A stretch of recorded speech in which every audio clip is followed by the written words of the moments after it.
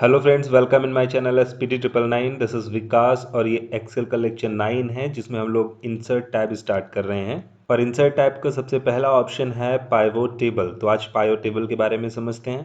Pivot table advance Excel का एक smart tool है जिसका यूज़ करके हम लोग किसी बड़े और कॉम्प्लेक्स डेटा को बड़ी आसानी से हैंडल करते हैं। और हमारा डेटा कितना भी कॉम्प्लेक्स हो और कितना भी बड़ा हो, यहाँ पे हम उसको अपनी ज़रूरत के हिसाब से जैसे चाहें फ़िल्टर कर सकते हैं, क्योंकि ये हमें बहुत हाई लेवल की फ़िल्टरेशन फैसिलिटीज़ भी प्रोवाइड करता है। तो आइए चलते हैं सीधे एक्सेल में।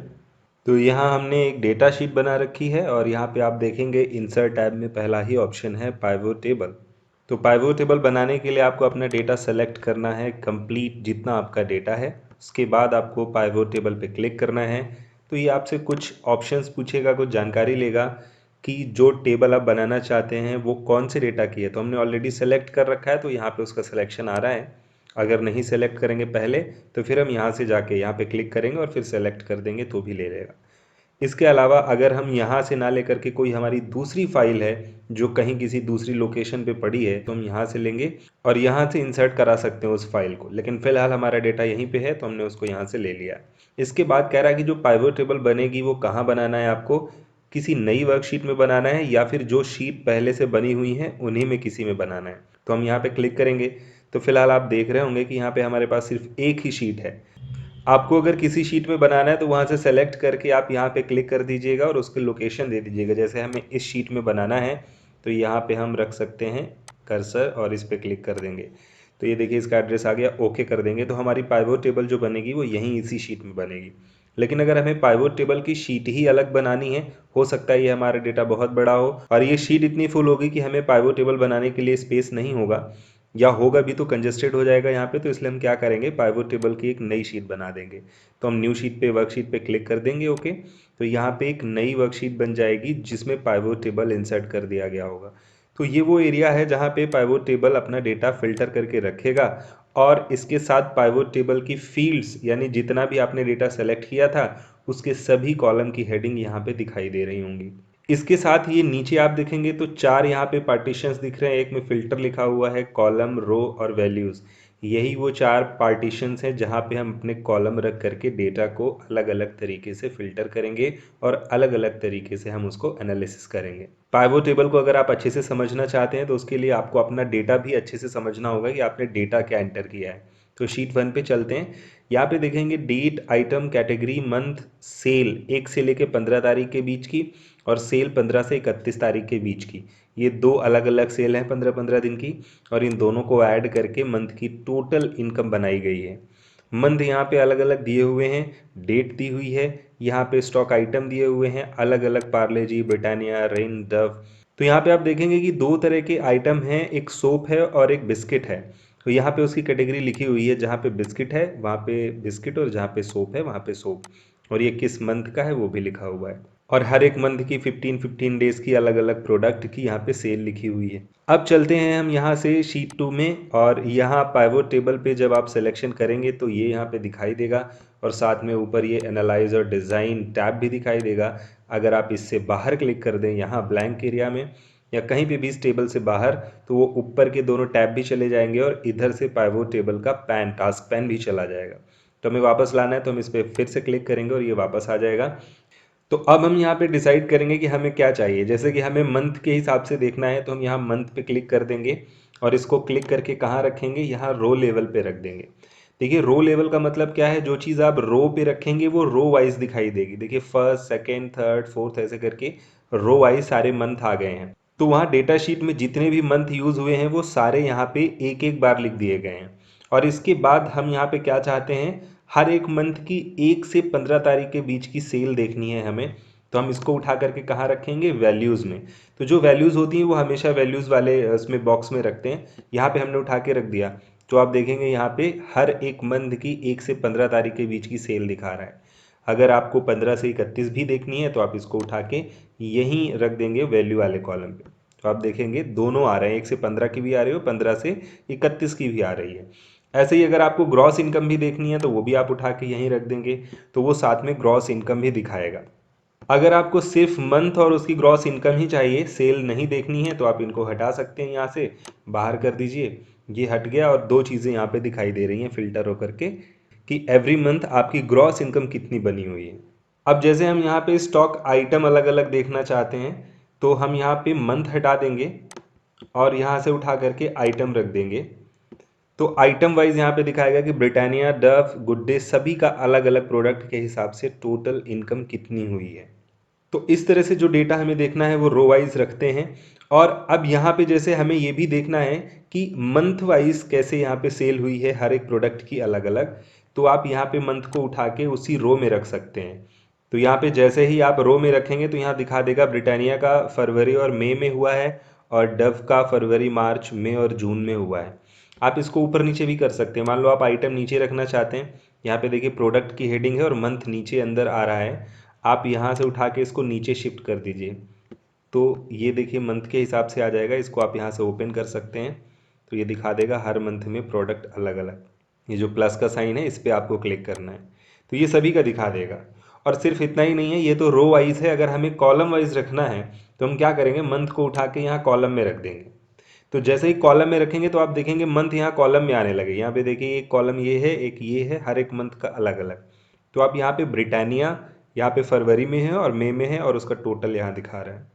तो इस तरह से आपको रो वैल्यूज और कॉलम वाइज डेटा अरेंज करना है। इसकी आप प्रैक्टिस करेंगे तो आपको और अच्छे से समझ में आएगा कि हमें कब डेटा को कॉलम वाइज देखना होता है और कब रो वाइज देखना होता है। अब जैसे यहाँ से हमने मंथ हटा दिया, हमारे पास सिर्फ प्रोडक्ट है। कैटेगरी वाइज हमें देखना है तो हम यहाँ कैटेगरी को उठाएंगे और रो में रख देंगे। तो आप देखिए कि ब्रिटानिया और उसकी कैटेगरी भी दिखा रहा है बिस्किट, डव और उसकी कैटेगरी दिखा रहा है सोप। तो आप एक काम करिए, यहाँ से क्लिक करिएगा कैटेगरी पे और इसको क्लिक करके रखिएगा और ऊपर कर दीजिएगा तो आइटम नीचे हो जाएगा। तो आप देखेंगे यहाँ कैटेगरी वाइज दिखा देगा, कैटेगरी को हेडिंग बना देगा। तो दो ही कैटेगरी है हमारे पास, बिस्किट और सोप, तो दोनों को इस तरह से उसने फिल्टर कर दिया कैटेगरी वाइज। अब यहीं पे जैसे आप फिल्टर में किसी कॉलम को रख सकते हैं, जैसे हमने मंथ को यहाँ पे उठाया और फिल्टर में रख दिया। तो फिल्टर में रखने से क्या होता है, इस डेटा टेबल जो आपकी पाइवोट टेबल बन के आ रही है उसके ऊपर ये कॉलम बना देता है। तो आप यहाँ से सेलेक्ट करके फिल्टर कर सकते हैं कि ये जो डेटा है यानी प्रोडक्ट हैं हमारे, वो कैटेगरी वाइज दिखा रहा है, टोटल उनकी इनकम दिखा रहा है, लेकिन मंथ के हिसाब से देखना है। तो यहाँ पे आप क्लिक करिए और जिस मंथ का आपको देखना है उसको क्लिक करके ओके कर दीजिए। तो यहाँ दिखा देगा कि अप्रैल में सिर्फ बिस्किट है और अलग अलग मंथ में आप देख सकते हैं जैसे जुलाई में क्या क्या है। आप देखेंगे यहाँ पे जुलाई में सिर्फ गुड डे बिस्किट सेल हुआ है। और अगर आपको एक साथ कई सेलेक्ट करने हैं मल्टीपल आइटम्स तो यहाँ पे क्लिक कर लीजिएगा। तो आप देखेंगे यहाँ पे चेक बॉक्स बन के आ रहे हैं। अब आप एक साथ कई मंथ सेलेक्ट कर सकते हैं, जैसे हमें जनवरी, मई और जुलाई तीनों का देखना है। हमने ओके किया तो दिखा रहा है कि इन 3 मंथ में बिस्किट दोनों बिके हुए हैं और सोप तीनों बिके हुए हैं। तो आप यहाँ पे रख करके फिल्टर कर सकते हैं डेटा को। अगर आपको ऑल चाहिए तो यहाँ पे ऑल क्लिक कर दीजिए तो सारे आने लग जाएंगे। हटाने का तरीका वही है, यहाँ पे हमने क्लिक किया और इसको बाहर छोड़ दिया तो ये चला जाएगा और ऐसे ही हमने कैटेगरी को हटा के बाहर कर दिया। इसके अलावा आप यहाँ पे देख रहे हैं कि ये ग्रॉस इनकम है और यहाँ से सम करके ये दे रहा है, तो आप फॉर्मूला चेंज कर सकते हैं। यहाँ पे गए और आप सम हटा करके यहाँ पे काउंट कर सकते हैं या फिर एवरेज निकाल सकते हैं या फिर मैक्सिमम वैल्यू निकाल सकते हैं। तो ओके करिएगा तो यहाँ पे दिखा देगा, ये देखिए ब्रिटानिया का मैक्सिमम जो वैल्यू है वो 23,000 रुपये, ऐसे डव का 83,000 रुपये ये टोटल सेल मैक्सिमम वैल्यू है। और अगर देखें कि मिनिमम कितना सेल हुआ है तो आप यहाँ पे जाएंगे और फॉर्मूला चेंज कर देंगे, मिन लगा देंगे तो ये मिनिमम वैल्यू यहाँ पे देने लग जाएगा। और अगर आपको सम चाहिए तो सम के लिए तो हमने देखा ही है यहाँ पे, क्योंकि 15-15 दिन की सेल थी, दोनों को जोड़ के ये दिखा रहा है तो हमें यहाँ पे सम कर दिया, ऐड करके दिखा देगा कि दोनों का ऐड कितना आ रहा है। इसके अलावा जैसे हमें यहाँ पे एक कॉलम एक्स्ट्रा चाहिए जिसमें ये दिखाया जाए कि ये जो सेल हो रही है ब्रिटानिया या डव की आइटम वाइज, वो टोटल सेल का कितना परसेंट है। तो हम परसेंटेज के हिसाब से वैल्यू शो करना चाहते हैं तो हम इसी कॉलम में शो कर सकते हैं, या फिर हम वैल्यू और उसके बगल में कॉलम चाहते हैं और उसमें शो करना चाहते हैं। तो हम क्या करेंगे, ग्रॉस इनकम को एक बार और यहाँ ले लेंगे, एक तो पहले से था, एक बार और ले लेंगे। तो आप देखेंगे यहाँ पे 2 कॉलम हो गए हैं। वैल्यू दोनों की सेम है क्योंकि दोनों ही उसी पे लगे हुए हैं, इनकम दोनों को दिखाना है।